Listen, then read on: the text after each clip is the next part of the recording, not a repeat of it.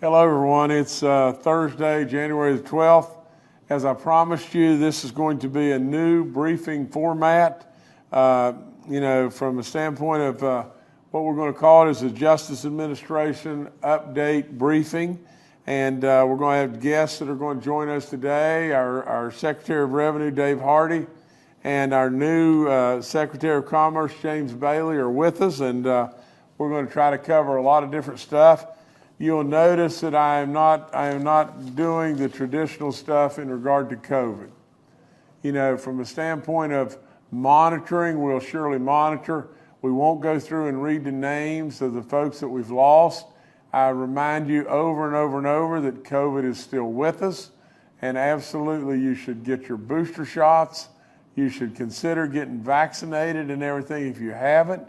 I am totally respectful of absolutely your freedoms and your wishes. And I mean that from the bottom of my heart and everything. I do believe that absolutely, that this is an extremely contagious variant that we have now, and its capability of spreading is very, very significant. And if that be the case, your likelihood, if you're not vaccinated, of getting COVID is pretty daggum high. From the standpoint of staying out of the hospital or death, without any question, if you're vaccinated or boosted, your chances are significantly reduced. With all that being said, we also have RSV and flu to contend with. You got your flu vaccines out there. I encourage you to get those shots. But with all that being said, we're going to move on. We're going to have a different format. We're going to welcome all kinds of questions and everything and wrap-ups from our secretaries or whomever is in the news. I want to mention, Chelsea Ruby just real quick, our Secretary of Tourism. Chelsea's right on the verge of having a baby, maybe having a baby. The baby may be here right now. If not, this is going to happen in the next couple of days, and we welcome a new grandbaby or baby rather to the Ruby family, and Steve and Chelsea are just absolutely just the greatest of the greatest, and they've got Caroline and Robert right now and one more on the way. So that's really good stuff, and we congratulate them. Last night, I gave my 7th State of the State. It's hard to believe, to tell you the truth. I've only got one more to give. And it's been an honor beyond belief being your governor, and I promise you I'll run through the finish line and continue to try to do any and everything I can possibly do, and I'll do it every day for the rest of my life. I won't go away, from the standpoint of just going off and sitting on a log somewhere. I think really that there's an awful good chance that you may see me in Washington, but if you don't see me in Washington, I'll surely be in my house and trying to help in any way I possibly can always. The State of the State, we did a lot of neat stuff last night. We started an award, that really is for all of our businesses all across the state, whether you've been in business for 150 years or you've been in business, or you're just thinking about it tomorrow and everything. But we created the Business Knights of West Virginia. And with all that being said, you'll receive a certificate and everything that will recognize you for the great work that you're doing now. We inducted into that last night, a new class, with, I think there was about a dozen folks and everything that were with us. And there was, and this is an amazing number, but I think there was 29 companies that absolutely invested well in excess of $6 billion in West Virginia last year, creating 3,300 new jobs and preserving 3,100 existing jobs. It's amazing what's going on. We also brought in, the two different other companies. There was a company TCL and another company CMI2, and so with all that being said, we're so blessed to have these great companies. Fortune 500 companies, Fortune 100 companies that are coming to West Virginia. It's great. It's very exciting, and it's really, really good stuff. We stepped back and did something last night for our retirees. The people, in excess of 70 years of age that have been with us for 25 years, it seemed like little or nothing what we did, but we increased the minimum amount of dollars that they could be getting on a monthly basis. And we said we were going to do a one-time, or I offered up for the legislature to approve a one-time number of $1,500 going to them to help out with this inflation stuff and prices of groceries and on and on and on. And we also, celebrated, and I say this, very concretely. We celebrated life. We celebrated a reversal by the United States Supreme Court in Roe v. Wade, and we celebrated the fact that we are going to send up a bill that's proposing that we put $1 million into a fund for our crisis pregnancy centers, and to be able to help our mothers, our mothers to be, and I just think that's just more good sense. In addition to that, we surely put $1 million back into our food banks, but we did one other thing, and I did this, in honor of my uncle that we just lost about 6 months ago. His name was Posey Perry. I called him Pose all the time. But absolutely, he lived in Man, West Virginia, and his wife Sid still lives today. But we lost him, I think, at the age of 94, and I did the eulogy at the funeral, and a man that impacted so many. Christian man beyond belief. Good man. Retired coal miner, worked his life in the coal mines, and then absolutely, what did he do? He went to a food bank every day.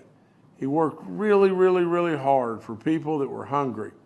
So we established last night, I offered up for the legislature to consider, and I proposed that we establish a $10 million fund in the name of Posey Perry, and absolutely to a fund that would be $10 million for emergency food to our pantries and our food banks, whatever it may be, infrastructure, a refrigerator or whatever it may be, to help the hungry, and for once and for all, try with all in us that nobody go hungry in the state of West Virginia. Nobody.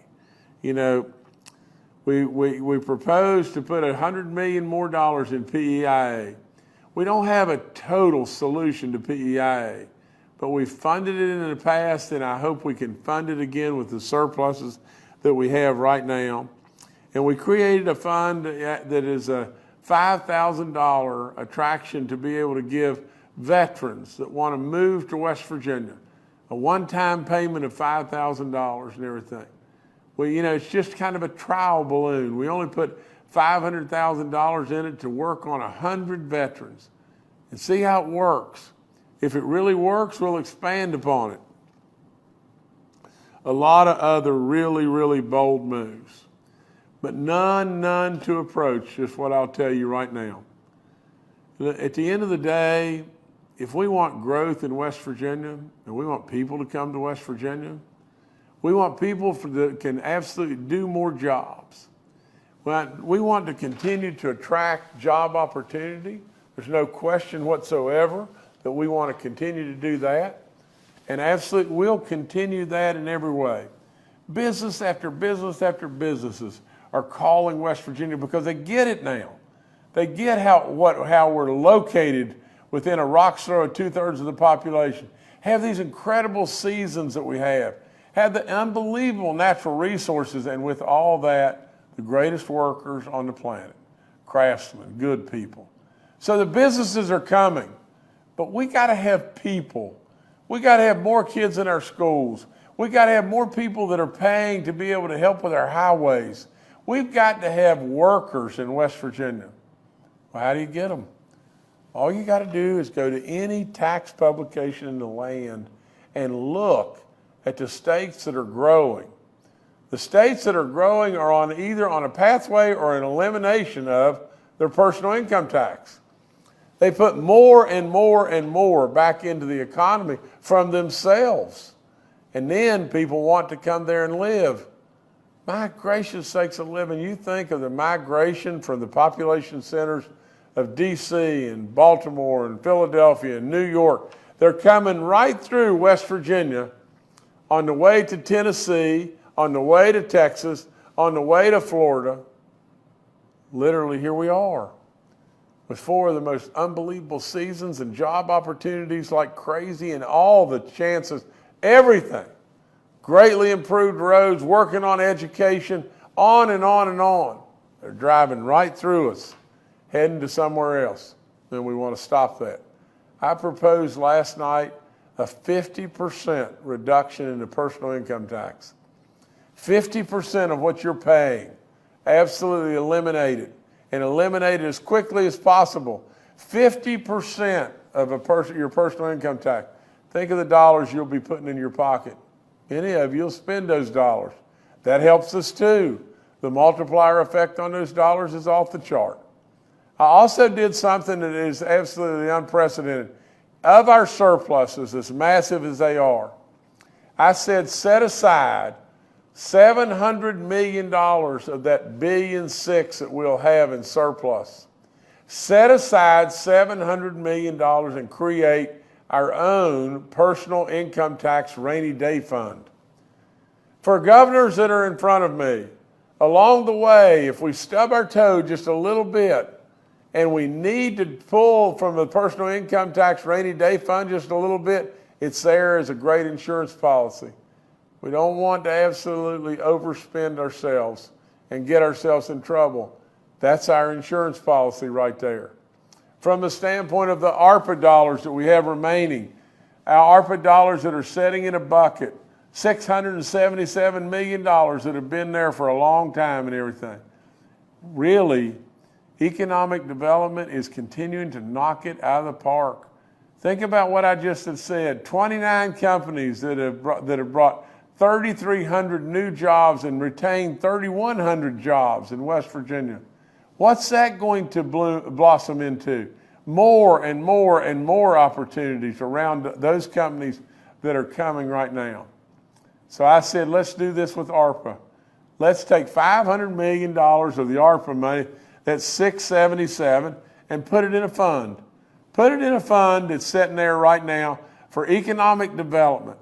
And then take the remaining 177 and put it over in another bucket. And put it in a fund to where our people, or the people to be, can work all the matching federal dollars in every way, every program, every grant, and take that $177 million and parlay it into $1 billion or whatever we can do to do water and sewer projects all across West Virginia. We got a real plan. That's what you hired me for, to have a real plan. And we've come a long, long, long, long ways. And things are absolutely cooking in West Virginia. We don't want to stub our toe. We don't want to let, personal emotions absolutely rule the day and say, I'm not going to do this, I'm not doing that because you are who you are, and that's the wrong thing for us to do. We absolutely need to be adults in the room, and do the right thing. I think Secretary Hardy's with us, and if we could bring him on now, he'll talk to us about a bunch of stuff. But Secretary Hardy, if you'd come on, that'd be really good. Thank you, Governor. It's good to be here. And last night truly was a historic night for West Virginia, and we're in historic times. Our revenue streams, year to year, compared to a year ago, our revenue here at the Capitol has increased by 21.2%. We're looking at a projected fiscal year 23 surplus, which will be closed. We'll book that surplus by June 30th of this year, 2023, of about $1.7 billion. And we had left over from fiscal year 22 somewhere about $530 million. So when you have great revenue and good fiscal management like this, there's a window of opportunity to do extraordinary things. And the governor's proposal last night to cut the state income tax by 50% is truly an historic proposal. If you look around the country and you look at the states that don't have an income tax, and there are studies on this from the Tax Foundation, the states that don't have an income tax, states like Tennessee, Florida, Nevada, they are far and away outperforming the states that do have an income tax.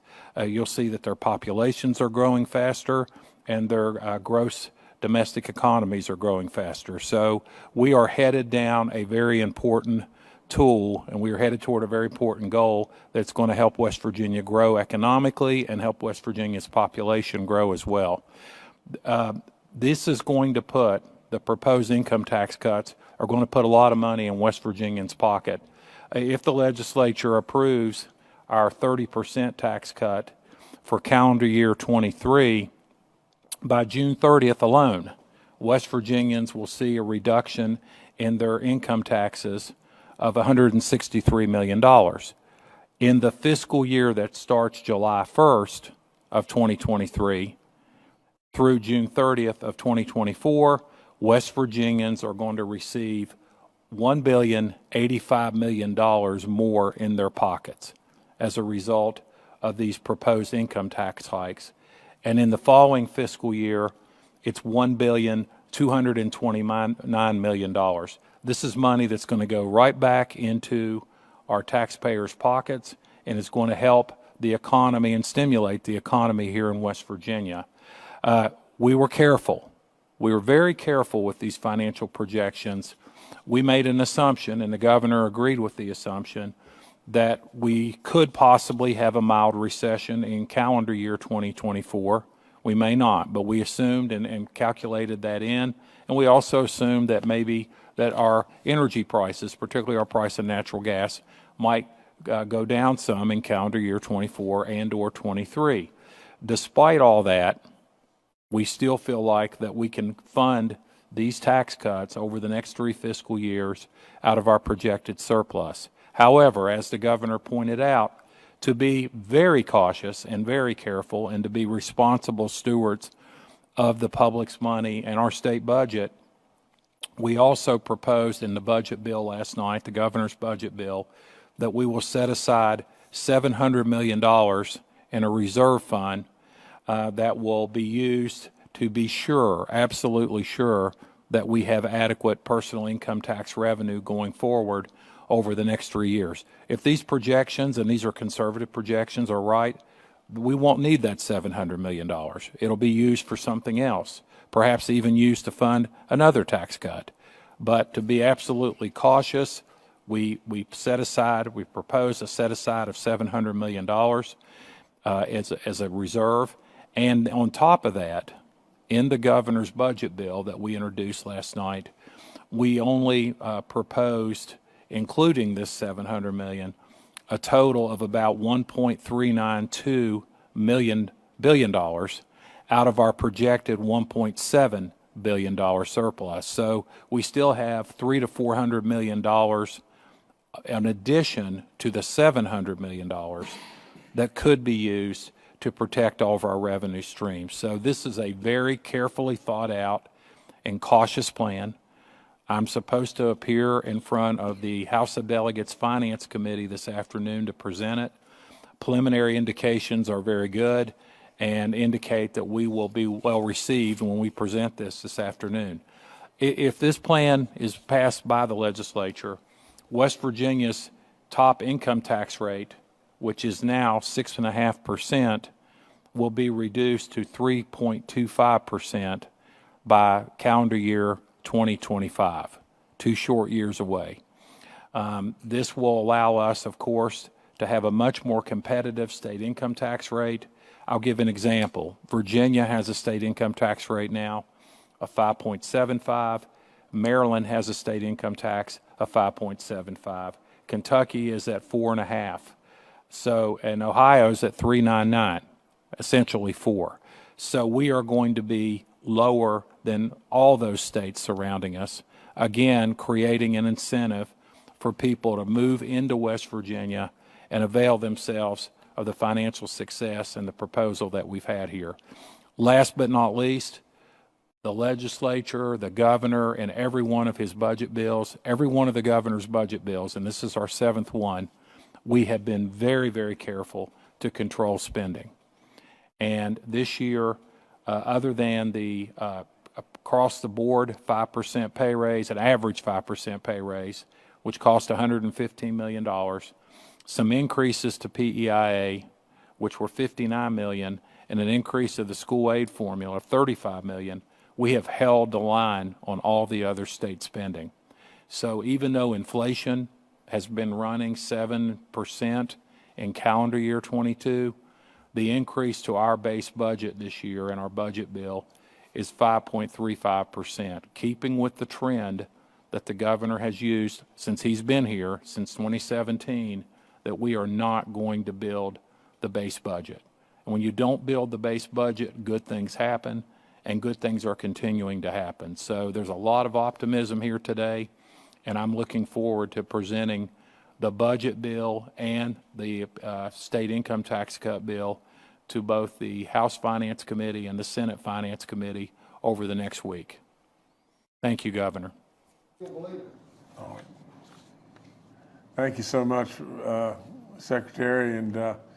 And if I could just jump back to a couple of things real quick. You know, like I said last night, we introduced the West Virginia Business Nights, and now that's basically going to be for any and all companies all across this great state. If you're a barbershop, whatever it may be, you're an employer of thousands, whatever it may be, you know, we want you to absolutely join us in trying to send the word any and every way you can to help us recruit more and more and more businesses to come to this great state. Talk to people, help us, absolutely be our partners, and absolutely be great business nights of this great state. You know, because really at the end of the day, many of those folks that were there last night, they'll be providing jobs for our grandchildren. There is so much good that is coming out of this, of what is going on today in this great state. We don't want to get in our own way. We don't want to blow our own legs off. And that's why, you know, Secretary Hardy represented exactly my views, and that we want to be cautious. We want to be sure as best we possibly can in making these moves on the chessboard. But they're the right moves. And there's moves at the time that is just going to perpetuate this state in a better and better and better way. After the State of the State last night, many of these folks came down to the governor's reception room, and we took pictures, and we talked and celebrated a little bit, you know, all the stuff that's going on. And there's a bunch of them right with Kathy and I right there. And those people, good gracious, they came from a long ways away to be with us last night. And gosh, what they're going to bring to this state is going to be really, really, really exciting. You know, today I'm also announcing that I am petitioning for Boone, Clay, Hampshire, Monroe, and Preston counties to be governor-designated hub zones. You know, these hub zones stand for the hub zone stands for historically underutilized business zones. So these areas, you know, West Virginia is one of the first 10 states to petition for expanding access to this program through the governor's designated hub zones. And you know, I think we've got Secretary James Bailey, our new Secretary of Commerce, is going to talk to us about that and some other things. But this is just a way to absolutely, you know, get some real breaks, you know, from the federal government and everything, that gives us the opportunity to bring more and more and more business into areas that may have a harder time getting it. But James, if you could tell us a little bit more. Thank you very much, Governor. The Hub Zone program is a tremendous opportunity for our small businesses throughout the state. It's a federal program administered by the Small Business Administration, and it's been in place for a number of years. And there are automatically designated areas throughout the state and throughout the country where if there's a business operating within those districts, then they qualify to receive bidding preferences and preferential designations from the federal government when they're issuing contracts. In the last year, in 2022, there were 59 small businesses that were taking advantage of these in the limited areas that they were already existing. But in those 59 small businesses, they were awarded almost $100 million in federal contracts. Now, what the governor has done here is tremendously increase the areas where small businesses can be to qualify for this program. So as he said, he petitioned to make governor-designated hub zones, which is currently, had not existed in the counties in Boone, Clay, Hampshire, Monroe, and Preston. So all of the small businesses in those 5 counties now will have access to this tremendous program where they hadn't before. And again, at the time when we submitted the petition, there were only 5 states who were participating in governor-designated hub zones. So the governor's really led in the forefront of this. And we're going to have, it's not a one-and-done thing. Every single year we're going to be able to re-examine the areas throughout the state that will qualify for these designations. The automatically designated hub zones by the SBA are reevaluated in July of this year. And so after that, we'll be able to do another analysis to see how we can, keep expanding it and keep opening up opportunities for our small businesses elsewhere.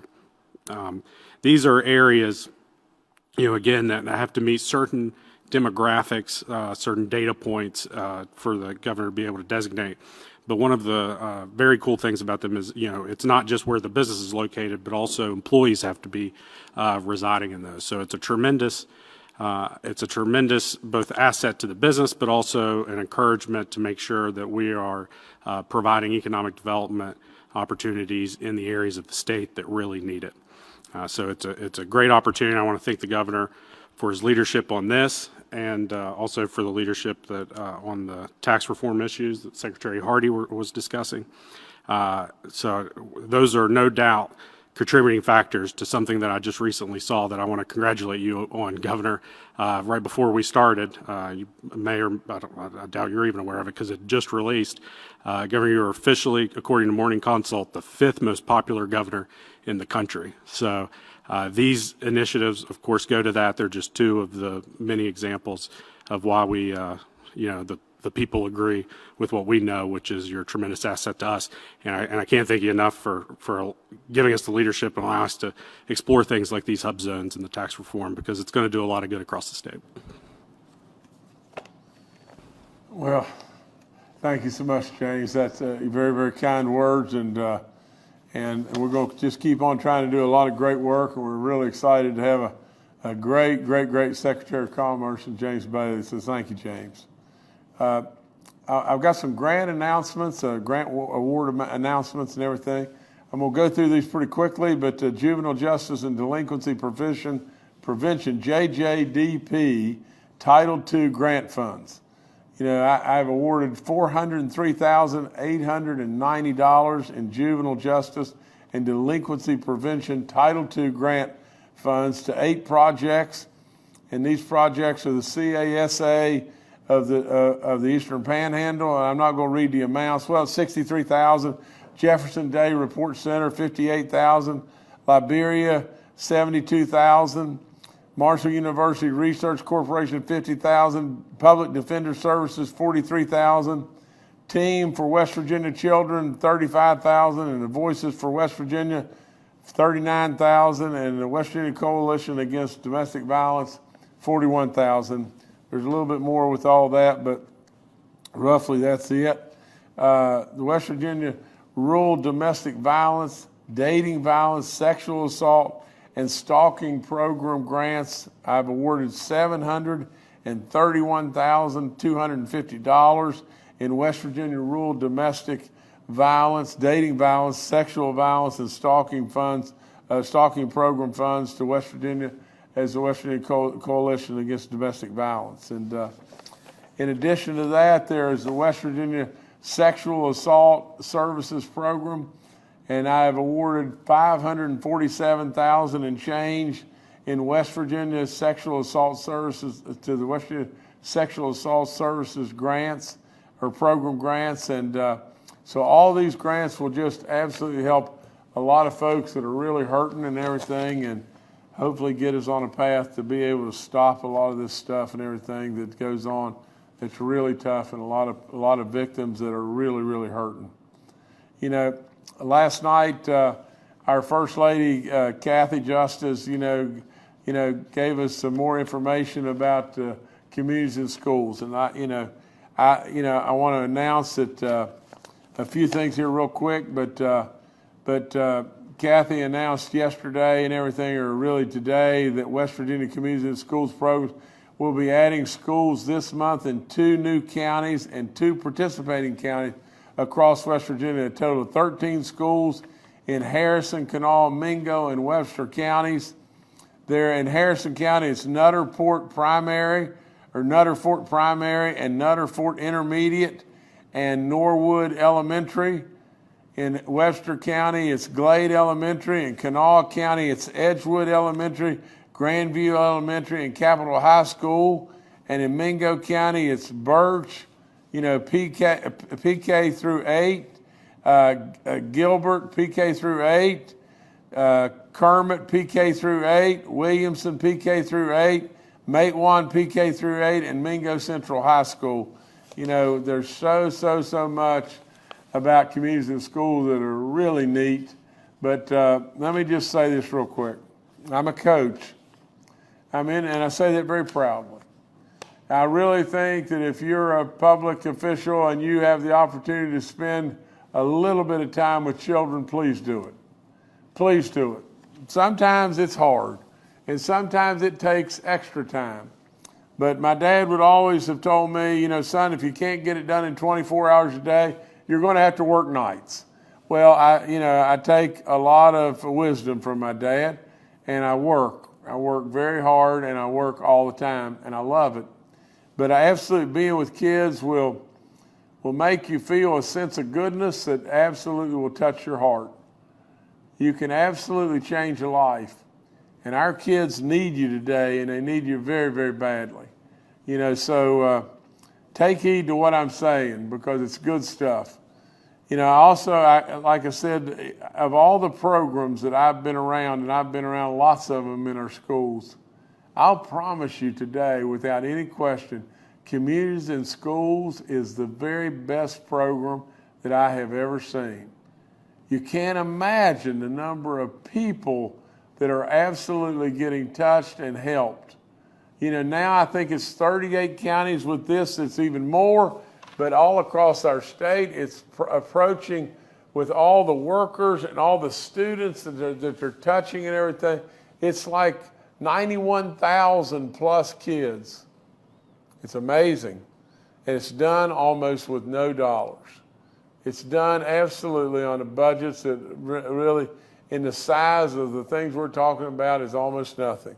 But in addition to that, Kathy came up with an idea, and calling it Friends with Paws and everything. And these are therapy dogs. And I read a couple instances last night. Like I said last night, I'm not good at some things. I'm not good at a lot of things probably, but some things that really are sentimental and touch my heart are stuff involving kids.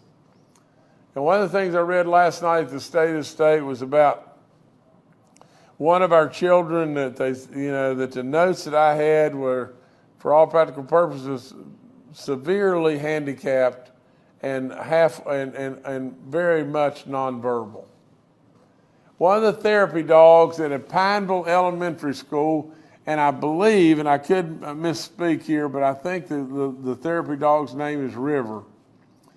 Well, River, they had gotten River, through Communities and Schools and all this great work, that Kathy's doing and lots and lots of folks in Communities and Schools. But anyway, it said that this child literally was there with the dog. And the child is becoming more verbal and everything. And they asked the child, they said, "What do you think about the dog?" And he looked at him, or she looked at him and said, "Best day ever." We have so much to be really thankful for. It's amazing how much our kids need us. There's more new schools that are going to be getting a therapy dog, and that is Hinton Area Elementary School. Which is in Summers County, and they'll receive a male Labradoodle real soon. Bridgeview Elementary School in Kanawha County will be receiving a yellow lab, and Oakvale Elementary School in Mercer County will be receiving a male labradoodle. And these are great for our kids, and a companion like that and everything, just a little bit can really change a life. Now, I've got some other announcements, about our DNR stocking. I guess we'll, there's some changes, that we'll be doing some fall stockings here. The upper Guyandotte and the tributaries in Wyoming County, Barkers Creek, and the tributaries in Wyoming County, Elkhorn Creek, and the tributaries in McDowell County were all placed under catch and release regulations. The delayed harvest regulation was modified to be catch and release from November 1st to May 15th, and general regulations from May 16th to October 31st. Delayed harvest sections were established on Paint Creek in Fayette County, Williams River in Pocahontas County, and Shavers Fork in Randolph County. And to learn more about these regulations and everything, get with the DNR, get the information and everything. But trout stockings officially returned last week with 38 or 28 stockings in our streams and lakes and everything. And if you absolutely have missed getting out in West Virginia and enjoying our great waters across West Virginia, and especially enjoying catching a trout, you're really missing something. So I highly encourage you. If you talk about something to really change your soul and everything, we have it right here in West Virginia, and you need to take advantage. There's a DOT story this morning. 2 of our DOT employees came to work really early at the Capitol. Nancy Davison and Hope Bailey showed up to work early, around 6 a.m. When they got to Building 5 at the Capitol, they discovered a water leak that had flooded 2 floors. They acted quickly to shut off the leak and everything. Because they were here early, what happened? We saved a lot of money. And we have great employees, just like these 2 absolute wonderful people that absolutely come to work early, work really hard across this state. We thank them over and over and over. I've got some weather updates. We've got a storm warning, that's going across now until 4 o'clock this afternoon with rain and possible hail and damaging winds and the possibility of a couple of even tornadoes. So we've got to really watch and everything. Our Division of Emergency Management is monitoring all this. And right behind that, we're going to have some snow, 1 to 3 inches and everything. So you've got to watch the roads being slick. And I guess the last thing I don't really have anything else. That's all I've got. Nevertheless, I thank you so much. It's a little bit different briefing and everything. Again, we want to keep our thoughts and our prayers for all those that have suffered through COVID and the law that we've lost and everything. Thank you so much, and God bless each and every one of you. That's all I've got. Thank you. All right, thank you, Governor. We'll now go to questions from members of the media. The first today from Charles Young with WV News. Hi, this is Charles Young with WV News. Governor, is the goal still to get the PIT down to 0? I know you guys have outlined, the 3 years of this plan. Talk a little bit about your hopes or expectations for the 4th year, given this is implemented. Well, Charles, absolutely, the goal is 0.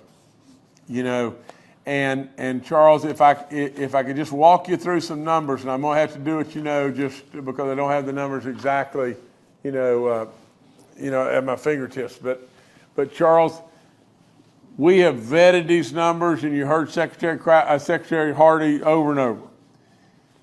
Charles, if you don't factor in, and we did not have a mild recession or significant reductions in energy prices right now, what you'll be doing is you'll be with the current 50% program in full effect, you'll be layering in every year another $750 million of excess and surpluses. That's what we project If you don't have a recession and we don't have a reduction in our energy prices significant, you'll be layering in anywhere from $650 to $780 million a year in surpluses. Then we can do more. And absolutely, Charles, without any question, it goes as simple could be. The faster that we can layer in more in West Virginia and eliminate our personal income tax, absolutely this state will grow in population and grow in business opportunities like you can't imagine. We're absolutely in the right spot. We've got 4 beautiful seasons. People may say, well, you don't have an ocean. And I would say you're right. We won't have an ocean, but we do not fry eggs on the sidewalk in the middle of the summer either. We have 4 of the most fabulous seasons on the planet. And absolutely, if you look at states like Wyoming, great and beautiful in many ways. Think about how Wyoming is, or was, a week ago when it was 50 below zero. Think about South Dakota and Wyoming and South Dakota growing like crazy. Nevada, my goodness gracious, think about how beautiful our trees and streams are and everything else. And think about Nevada. Absolutely. It's just not Florida, Texas, and Tennessee. It's states that are absolutely growing that don't have anything close to the advantages that we have. Think about how far away Wyoming is from population and how close West Virginia is. So many advantages, so many chances to really, really go, and this is it. But we want to continue on a pathway. We want someday, as soon as possible, we want someday to have our income tax eliminated in West Virginia. All right, thanks, Charles. Next to Mark Curtis with Nexstar Media. Good afternoon, Governor and cabinet members and fellow reporters. Governor, let me first pass along a bit of news you may not have heard today. And I know Chelsea's busy having a baby today, but when you call her to congratulate her later, you may want to let her know that Travel Lens magazine, which is a highly respected travel publication in America, came out this morning with its top 10 list of the best national parks in America. The best in America, the top 10 list. Coming in at number 8, the New River Gorge National Park here in West Virginia, which is, of course, is the nation's newest national park. I know she's heavily trying to promote that beautiful property. So to come in at number 8 the first year it was a national park is pretty amazing. So let her know and congratulate her from all of us on her baby, she and Steve. My question is this. The House this morning introduced its tax cut bill, and it just says 10%. And I'm presuming that's just 10% for 1 year, and they'll deal with it next year and the year after in separate bills. That compares to your 50% over 3 years. You always claim to be a numbers guy, and you are. But tell us, is anybody really going to show up and move to West Virginia if the tax just gets cut by 10% over 1 year? Or does it have to have a much bolder and broader stroke like the one you're proposing and perhaps the one the Senate's proposing? Because we don't know what they're going to offer yet.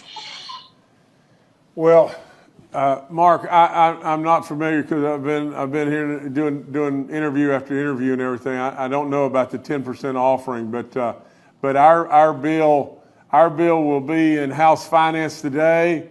I feel like that there's a really good chance that our bill will pass out of House Finance today and go to the floor, and I think you'll see the 50% bill will be passed very soon out of the House. From the standpoint of the Senate, we had a nice breakfast, with Senate President Blair and Chairman Tarr and the Majority Leader Doc Kubo, but we had and as well as all the House members, the Speaker and his team, and all was good, and we had a good productive meeting and everything. I think the Senate, they promised to review and look at our plan, and from the standpoint of just what we've said many, many times, the Senate, said they want to go bigger. They want to go to 50%. We've done that, and I hope that we'll really move this needle because at the end of the day, Mark, this is our ticket. I mean, say what you want, go to any tax publication, go to anything. I mean, if we want to drive real population to West Virginia and have a real chance of really moving the needle, this is it. This is it right now. All right, thank you, Mark. Next to Randy Yohe with West Virginia Public Broadcasting.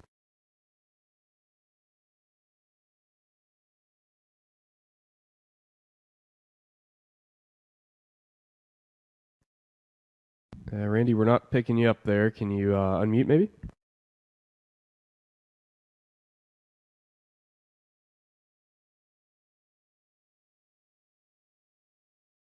Okay, we'll just have to skip Randy. Governor, I'll turn it back to you. Well, the other thing Mark said, you know, can you imagine the New River National Park? Can you imagine it coming in as the eighth national park or in the country? Can you imagine that? We just started there. I mean, absolutely, the beauty is unparalleled. But we've just started there. And there's so many things, and I congratulate, you know, Secretary Ruby, you know, on all the great work she's done. Hope and pray we'll have a new baby real soon here, and all that will be wonderful, and Mom will be in great shape. Everybody will be great. You know, I hope some way Steve gets through it and everything. But with all that being said, again, many congratulations to all the folks at Tourism and Commerce and DNR and all the different people, you know, because they're making it happen and they're doing great work. We congratulate them, and we won't keep you any longer. I know this is taking a little extra time, and we'll perfect and move along better as we go forward. But thank you so much, and we welcome the media. We welcome all their questions and everything, and maybe this gives you a little bit more insight to all the things that are happening in West Virginia. It's good stuff, really good stuff. Thank you so much for having us.